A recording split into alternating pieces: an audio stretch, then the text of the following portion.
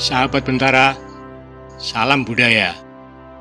Kabupaten Klaten, kota kecil di antara Yogyakarta dan Surakarta, Jawa Tengah, pernah memiliki seorang maestro seni rupa bernama Rustam Aji. Pelukis dan pematung sufi ini telah meninggal pada Maret 2001 silam dalam usia 80 tahun. Ada peristiwa yang membuat bahagia dan bangga keluarga mendiang. Pada 2016 atau 15 tahun setelah kepergiannya, karya Rustam Aji berupa patung sedada Sri Sultan Hamengkubuwono IX yang kala itu telantar di halaman bekas rumah Sanggar Pelukis Rakyat di Jalan Batikan, Sentul, Yogyakarta, dipinang oleh Sri Sultan Hamengkubuwono X untuk dipindah dan ditempatkan di bangsal Kesatrian Keraton Yogyakarta. Patung batu monolit Gunung Merapi setinggi 1,3 meter dan seberat 1,5 ton itu dikerjakan Rustam Aji sepanjang tahun 1951 hingga 1953. Kata pelukis Subroto SM, patung ini bisa disebut karya masterpiece, langka, dan amat monumental. Selain patung Sri Sultan, sejumlah karya monumental lain diantaranya adalah patung dada di Museum Seni Rupa Fathahillah, Jakarta, patung B.R. Supratman di Kampus Lama Seni Musik Institut Seni Indonesia ISI, Yogyakarta, patung Airlangga di halaman dalam Hotel Indonesia, dan monumen Tugu Muda Semarang yang ia garap bersama kawan-kawannya. Selain karya patung, Rustam Aji meninggalkan tak kurang dari 50 lukisan naturalis yang tersimpan baik di rumahnya, di samping menjadi koleksi istana. Karyanya tersebar di sejumlah kolektor, dan salah satunya lukisan berjudul Dapur, cat minyak 96 x 145 cm, bertarik 1981, menjadi koleksi Bentara Budaya. Joko Pekik, pelukis kondang yang mengaku sempat cukup mengenal Rustam Aji, kali ini bertutur. Saya di sini di Imogiri, di kuburan para seniman dan Museum Imogiri. Saya diwawancarai di kuburan saya sendiri di makam seniman yang sudah saya selesaikan, dan itu ada saya gambar, itu gambar Susu Raja Celeng. Nah, ini calon kuburan saya. Ini mumpung saya masih hidup, diwawancarai Mas Hari Budiono tentang Rustam Aji pelukis Klaten, yang melukisnya, belajar melukisnya di Galeri Pelukis Rakyat pimpinan Hendra Gunawan. Jadi Rustam Aji itu ya muridnya Hendra Gunawan, sehingga melukisnya bagus sekali. Saya waktu tahun 57 datang di Pelukis Rakyat itu karena saya dalam pelonco itu harus mendatangi semua galeri-galeri di Jogja, salah satu di Galeri Rakyat, Pelukis Rakyat di Sentul, depan rumahnya Pak Darsotuwo. Nah, di situ saya ketemu lukisannya Rustam Aji. Lukisannya itu bagus sekali. Yang dilukis itu tikar dari Medan yang ada warna-warni palang-palang itu. Gambarnya tuh wah detail sekali, bagus sekali. Wah, tak kira malah tikar sebulan lukisan. Lukisannya lebih bagus dari tikarnya, betul. Saya kaget, saya bingung.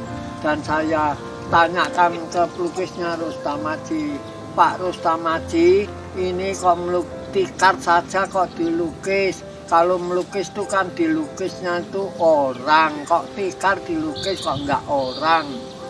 Rustam Aji menjawab, tikar ini sama lukisannya masih awet lukisannya. Karena berapa tahun saja sudah hilang. Lukisannya bisa ratusan tahun. Nah, di situ lukisan bisa ratusan tahun, saya ya kaget seperti saya anak muda baru masuk asri. Hebat sekali Rustamadi itu, sehingga saya jumpai di pelukis rakyat itu, Rustamadi juga mahat Sri Sultan 9 waktu jadi jenderal tahun Revolusi 45. Revolusi 45 Sultan 9 itu jenderal, sehingga pakaiannya itu jenderal, bintangnya bintang jenderal. Itu dipatung Rustamadi dengan batu pahat, batu Merapi, setinggi orang. Patung pas foto saja setinggi orang, ya besar sekali. Dan itu setelah pelukis rakyat bubar, Rustamadi juga sudah meninggal. Patung itu di halaman sanggar pelukis rakyat itu masih ada ketemu di situ. Dan saya pikir ini ketimbang di halaman abdi dalam keraton di pelukis rakyat itu, mbok ya dibawa ke keraton, bagaimana ada museum di Sultan 9 di keraton. Akhirnya saya urus-urus sama Rustamadi, tapi tinggal anaknya sama istrinya. Ya boleh diboyong di keraton. Sekarang di Museum Keraton fotonya Sri Sultan 9 dari batu tadi, dari batu Merapi setinggi orang itu, besar sekali, besar. Pas foto segini aja setinggi orang, kira-kira 1,5 meter hampir ada. Itu besar sekali, dan itu jenderal bagus pakai peci yang lancip miring itu. Si Sultan gagah sekali. Alangkah hebatnya kalau ini ada di Museum Keraton, di museumnya Sri Sultan 9. Akhirnya diboyong ke sana. Itu saya yang ngurus. Saya tunjukkan ke anaknya sama istrinya. Nggak tahu sekarang anaknya dan istrinya, saya nggak tahu lagi. Sekarang jarang berhubungan dengan Klaten saya. Dan waktu Rustamadi itu kelangenannya apa? Di samping melukis itu mengumpulkan lensa dari Loaan Lor Pasar Beringharjo, itu dikumpulkan, ditoto, digulung kertas, terus dimasukkan dalam gulungan kertas itu untuk nembak, untuk neropong bulan setiap malam, setiap pameran tuh teman-teman suruh nyaksikan, dipaksa nyuruh nyaksikan itu bulan, isinya apa, ceritanya ya ada apa-apa, saya lupa. Hebatnya Rustamadi tahu bulan dengan lensa-lensa yang dari Loaan dijejer-jejer. Kurang ini, dibalik ini, dibalik itu. Pak Peke pernah diceritani soal kebiasaan Rustamadi berkalung anduk itu? Ya, karena saya apa? Pernah siang-siang motret di Parangtritis, melukis, seket di Parangtritis, juga kalung anduk. Ya mesti saya tanya, panasnya kayak gini kok untuk lap keringet po? Enggak, saya tidak keringetan. Lah kenapa? Untuk apa? Untuk lap tidak, kalau tidak untuk lap keringet. Ini saya mudah masuk angin, saya harus kalungan anduk dimanapun, kapanpun. Ya itu untuk tanda bahwa itu Rustamadi kalung anduk. Kalau Joko Peke, ya tandanya Joko Peke punya jenggot, punya kumis, hanya itu saja. Lalu tentang lukisan yang ada tidak pakai tanda tangan dia? Nah, Rustamadi itu hidupnya lama-lama kan tidak percaya Tuhan atau gimana, percayanya diri sendiri, menuju ketemu Tuhan tuh dengan dirinya sendiri, dengan batinnya sendiri. Maka dia banyak menulis, tulisannya tuh bagus tentang Tuhan itu. Oh sampai segini, dan tulisannya itu di stensil, diketik enggak ya, dulu itu ya di bagian banyak yang diketik juga di stensil. Terus itu Rustamadi percaya sekali sama Tuhan, dirinya langsung berhubungan sama Tuhan, sehingga melukis itu tidak berani nanda tangani. Dulu-dulu ditanda tangani, setelah kepercayaan itu nempel di dirinya, beda. Lukisan itu karya Tuhan, karya dari tangan Tuhan katanya.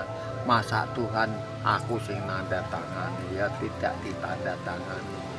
Tapi lama-lama mungkin desaan banyak orang, lukisan kok ora tahu tahun nih tanggalnya jenenge baru ditanda tangani. Saya punya karya Rustam Aji juga ada tanda tangannya, ada tahunnya.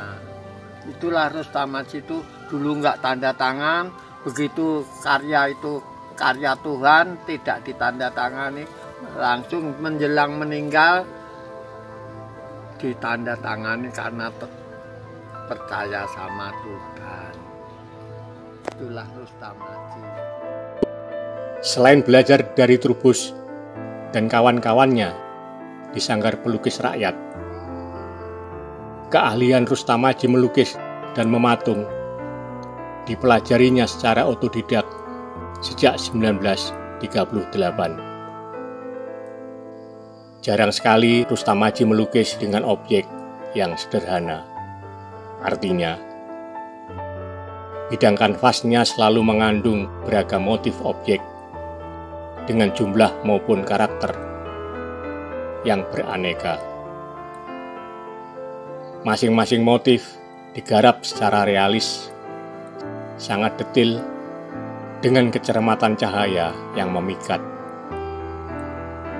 Lukisannya serasa hidup, berjiwa, seperti yang dikatakan Joko Pekik, gambarnya jauh lebih indah dari aslinya.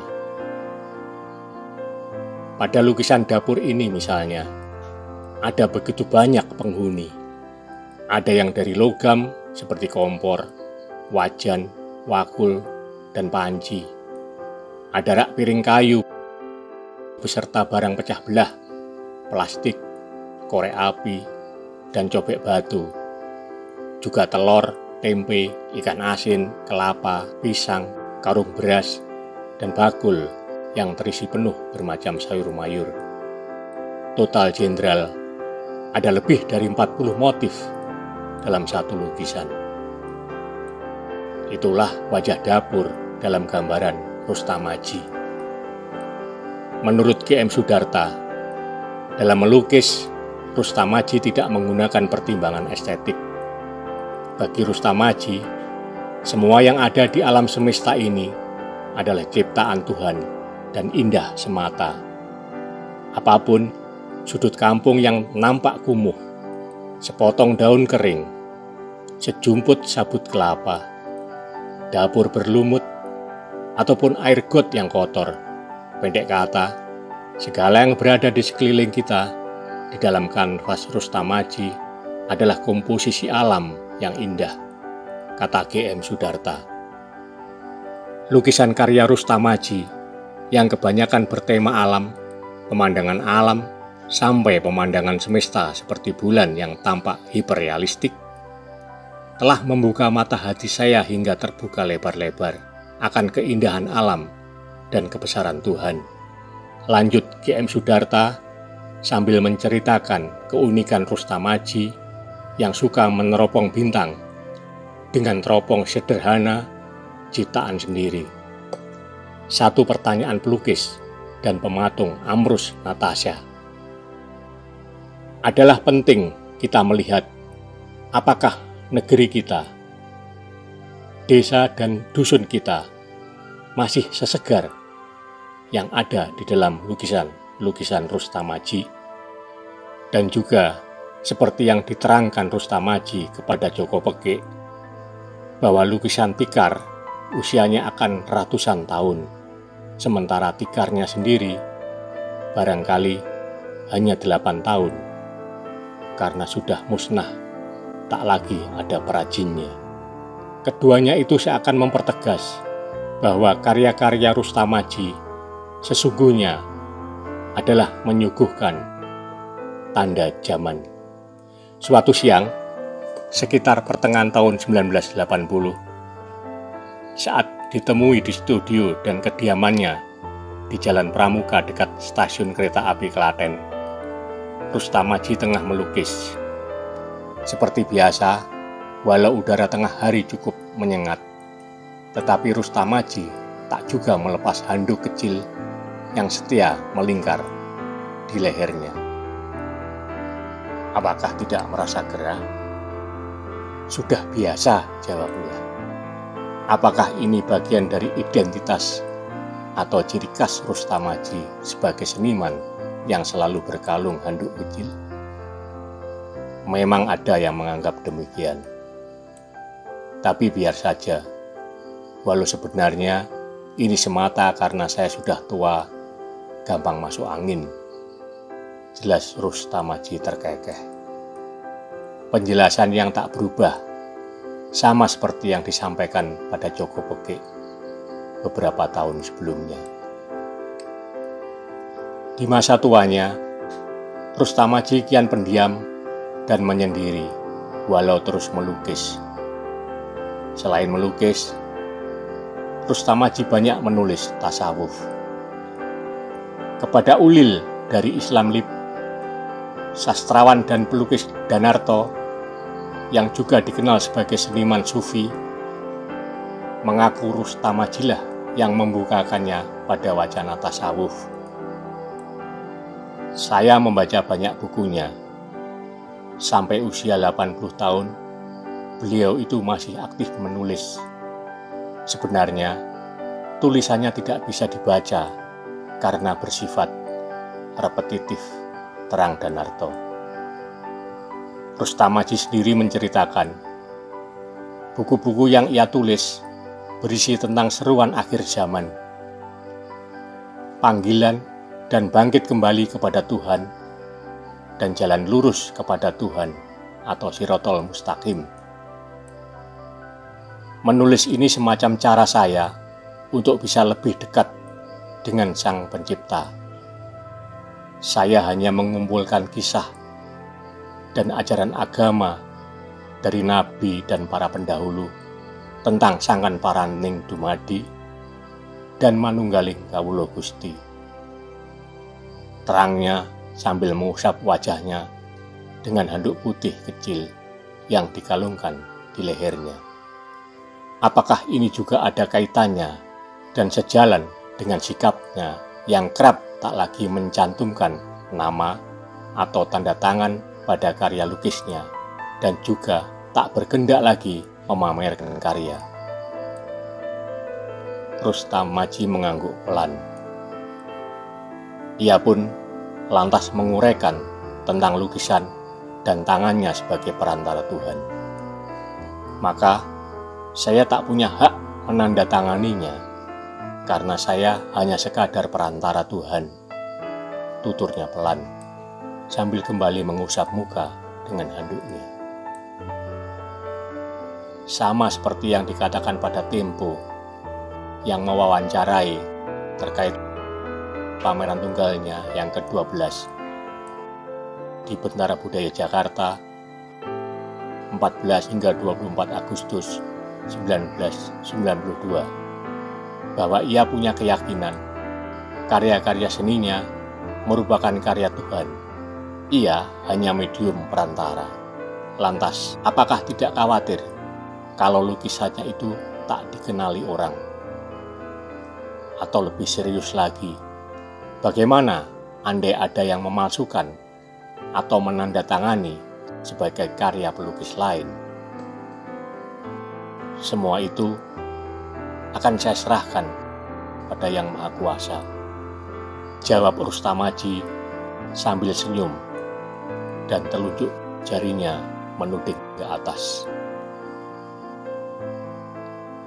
Pelukis Subroto SM membenarkan, sikap Rustamaji itu mengkristal ketika ia mulai mencari arti kehidupan pada kurun waktu 1965 hingga 1971 melalui pergumulan spiritualnya, hingga sampai pada intinya bahwa apa-apa yang ia lukis itu merupakan penjelmaan dari kehadiran Tuhan, termasuk yang menggerakkan pikir dan tangannya ketika melukis. Akhirnya, di dalam salah satu buku-bukunya, Rustamaji kembali menyinggung perihal sikap proses kreatif keseniannya. Ditulis maupun tidak, nama itu sama saja. Ditulis Tuhan, tidak ditulis pun Tuhan juga. Ya dan tidak sudah menjadi sama padu dalam Tuhan sendiri. Sekian, terima kasih.